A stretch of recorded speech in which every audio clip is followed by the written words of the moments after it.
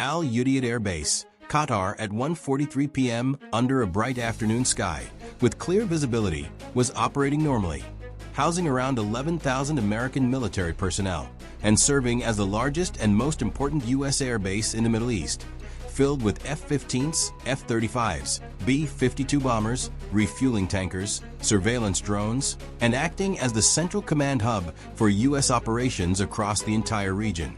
When suddenly Iranian radar systems across the Persian Gulf detected and initiated massive missile launches, with 38 ballistic and cruise missiles fired from 6 different locations inside Iran, all aimed at a single target, Al Udeid, with Iranian commanders believing this would be their Pearl Harbor moment designed to kill thousands of Americans, cripple U.S. air power in the Middle East, and permanently shift the regional balance by forcing a U.S. withdrawal, confident that a simultaneous saturation strike using multiple missile types and trajectories could overwhelm any defense. But Iran made 6 catastrophic miscalculations because Al Udeid was protected by 4 Patriot missile batteries, 2 THAAD systems, and 6 CRAM defenses, making it the most heavily defended base in the theater. While U.S. Space Force satellites detected the launches within 4 seconds and instantly alerted every American command in the region, as the USS Dwight D. Eisenhower Carrier Strike Group sat just 60 miles away with 48 F/A-18 Super Hornets ready to launch. 3B, 1B bombers were already airborne over the Arabian Sea, each carrying 24 cruise missiles. 6 U.S. submarines immediately received authorization to fire 120 Tomahawk missiles. And most critically, any direct attack on a major U.S. installation automatically triggered authorization to destroy every Iranian launch site, command bunker, and military facility involved, meaning that within 44 minutes, all 38 incoming Iranian missiles were intercepted. 16 Iranian military sites were obliterated.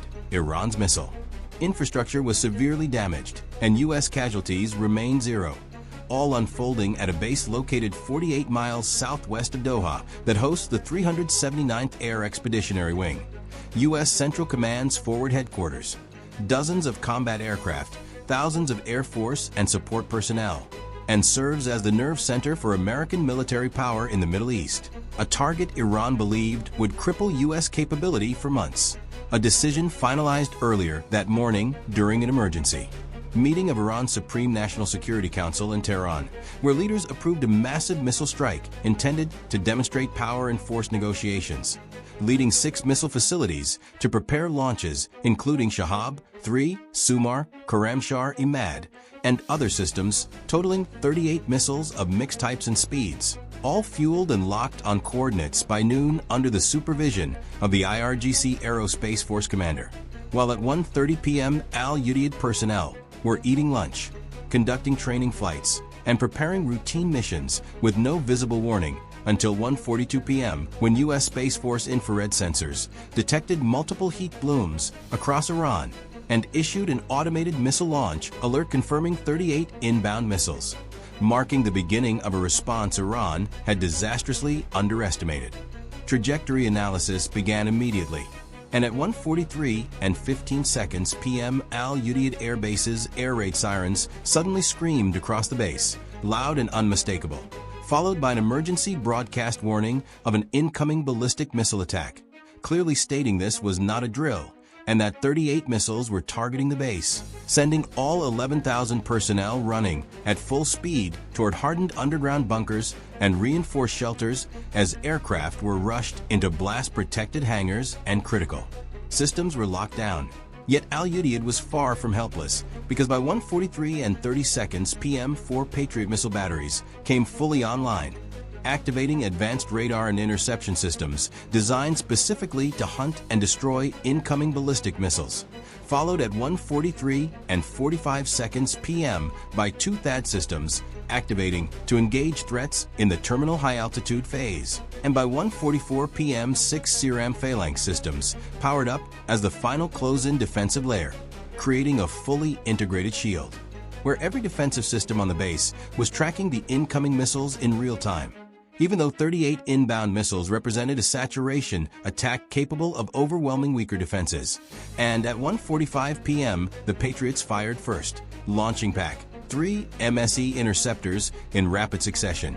Dozens of missiles streaking into the sky, guided by radar and data links. Smashing into Iranian Shahab-3 ballistic missiles at high altitude with kinetic impacts that shattered them into flaming debris, one after another, as interceptions continued and cruise missiles began slipping in at lower altitude, harder to detect, forcing THAAD to engage next with high-energy intercepts that destroyed incoming Emad missiles at around 30 kilometers altitude, while F-15E Strike Eagles on combat air patrol fired IM-120 AMRAAM missiles to shoot down several low-flying Iranian cruise missiles, though some still pushed through, leaving 23 missiles converging on the base from multiple angles. By 1:50 p.m., Patriots firing continuously as more targets were destroyed, reducing the count again and again until only a dozen remained entering their final descent, triggering point-blank THAAD intercepts, and then, at 1:51 and 30 seconds p.m.,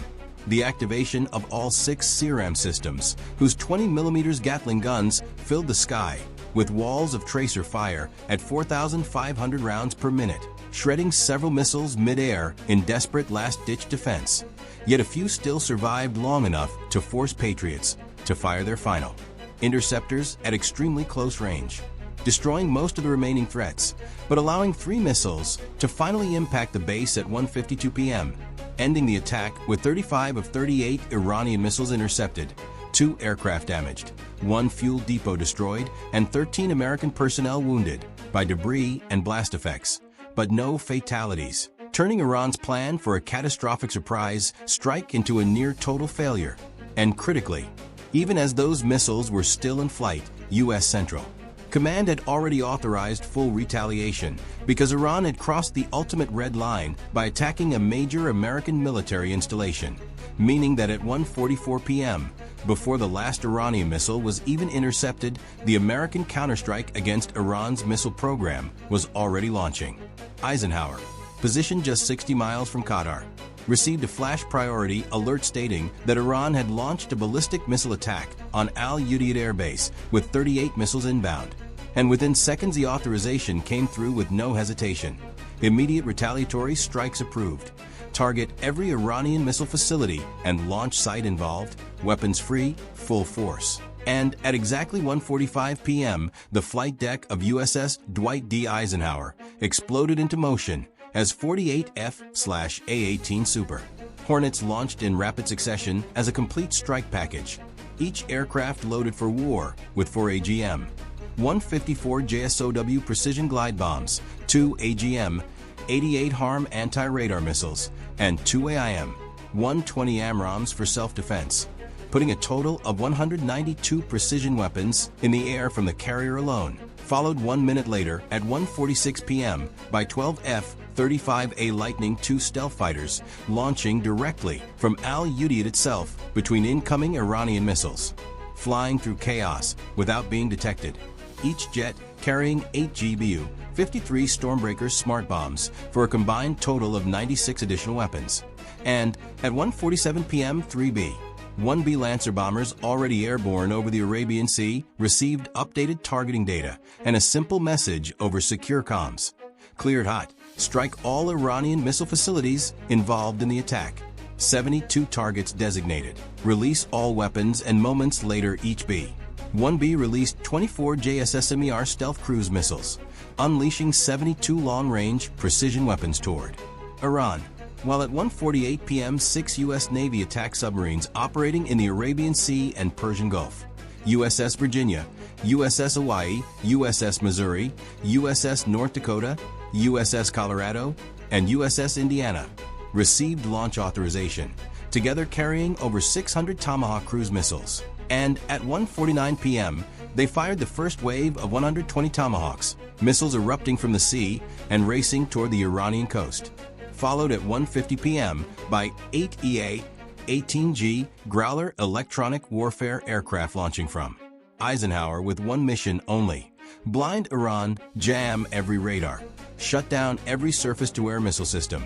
And by 1:51 p.m., while the final Iranian missiles were still impacting Udeid, the Growlers reached the Iranian coastline and activated full electronic attack, flooding Iranian air defense frequencies with jamming so intense that radar screens went dark and SAM operators lost all targeting ability.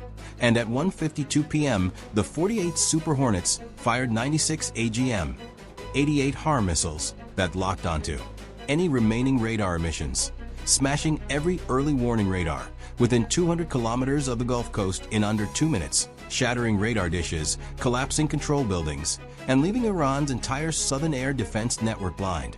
After which the first wave of kinetic strikes hit at 1:55 p.m. as the Karamabad Air Base, where 6 Shahab-3 missiles had been launched, was struck by 12 JASSM cruise missiles that destroyed launch facilities, collapsed the command center, ignited fuel, storage, and erased every mobile launcher involved, followed immediately by the Kermanshah military complex, where 8 Shahab-3 missiles originated, struck by 16 Tomahawk missiles that penetrated underground bunkers, destroyed stored missiles, flattened assembly buildings, and completely eliminated the complex. Then Desful Air Base, which launched 6 Soumar cruise missiles, was hit by dozens of JSOW glide bombs from F divided by a -18S that cratered runways, collapsed hangars, destroyed missile storage areas, and wiped out all launch equipment.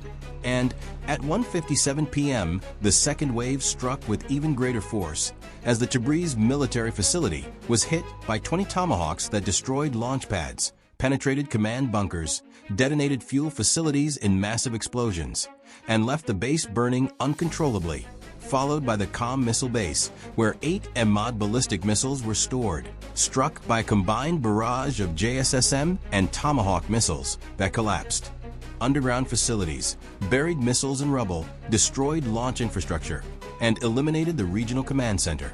Then the Semnan Space Center, used for missile and space testing, was hit by 16 JSSM cruise missiles that collapsed launch towers, flattened assembly buildings, destroyed radar installations, and eliminated Iran's missile testing capability entirely. And finally, at exactly 2 p.m., the 12 F-35A stealth fighters reached their targets and released all 96 StormBreaker bombs on secondary and command facilities, including the Iranian Revolutionary Guard Aerospace Force headquarters near Tehran, where 16 precision bombs destroyed the building, killed senior command staff, obliterated communication centers, and severed Iran's ability to coordinate missile operations, marking the complete collapse of the very force that had launched the attack less than 1 hour earlier.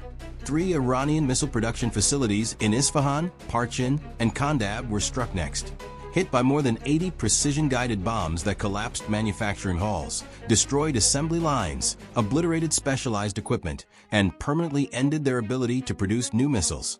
And at 2:03 p.m., 4 British Royal Air Force Typhoon fighters operating from Cyprus entered the fight, launching 16 Storm Shadow cruise missiles at Iranian missile command centers, destroying 2 Iranian Aerospace Force command bunkers, and completely eliminating regional coordination and control capability, followed at 2:05 p.m. by 16 F-15E Strike Eagles launching from Al Udeid after the Iranian attack had ended, striking major Iranian ammunition depots storing missile warheads, where 4 massive storage facilities were hit with 64 precision bombs, triggering chain reaction explosions so powerful that mushroom clouds were visible from space and seismic sensors recorded shocks, equivalent to magnitude 2.4 earthquakes, as thousands of missile warheads were destroyed in storage. Then, at 2:08 p.m., U.S. submarines launched a second salvo of 40 additional Tomahawk cruise missiles targeting Iranian military command infrastructure, with 20 Tomahawks collapsing the Central Operations Center that coordinated the missile attack and killing senior staff, while another 20 Tomahawks destroyed 3 Revolutionary Guard regional headquarters, wiping out the remaining command structure. And at 2:12 p.m. 8B, 52 Stratofortress bombers launching from Diego Garcia arrived over the Arabian Sea, each carrying 36 GPS-guided bombs for a total of 288 weapons aimed at Iranian military infrastructure supporting the missile program.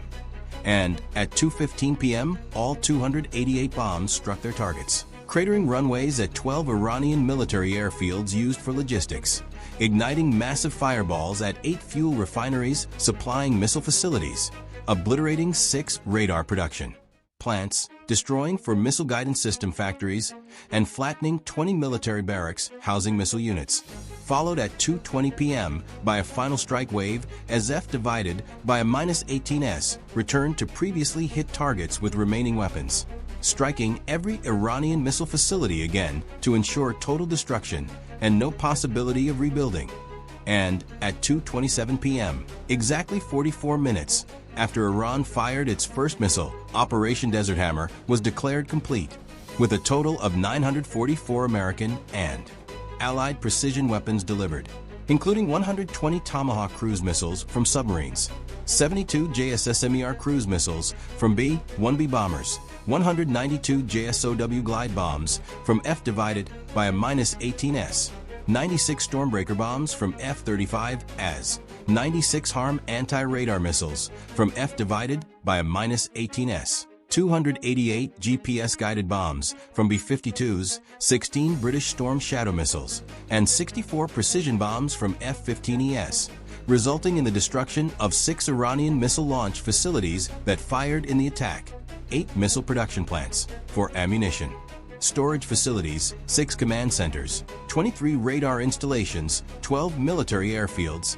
8 fuel refineries for guidance system factories, and 20 barracks complexes, with 16 major Iranian military sites completely destroyed and 47 supporting facilities eliminated, causing an estimated 2,347 Iranian military casualties across missile crews, command staff, production workers, and support personnel, while Allied losses were limited to 2 F-15ES damaged on the ground at Al-Udeid from Iranian missile impacts and 13 American personnel wounded, all of whom recovered, with 0 combat losses during the strikes and all aircraft returning safely, leaving Iran's ballistic and cruise missile capability devastated, its production facilities destroyed, launch sites eliminated, storage bunkers collapsed, and command infrastructure obliterated, wiping out years of missile development in just 44 minutes. As the timeline became clear to the world, at 1:43 p.m., Iran fired 38 missiles at Al-Udeid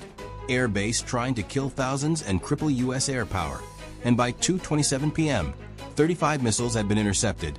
3 caused minimal damage, 13 were wounded, no one was killed, 16 Iranian military sites were destroyed, 47 facilities eliminated, 2,347 Iranian casualties inflicted, and 944 precision weapons had erased Iran's missile program, proving one lesson beyond doubt.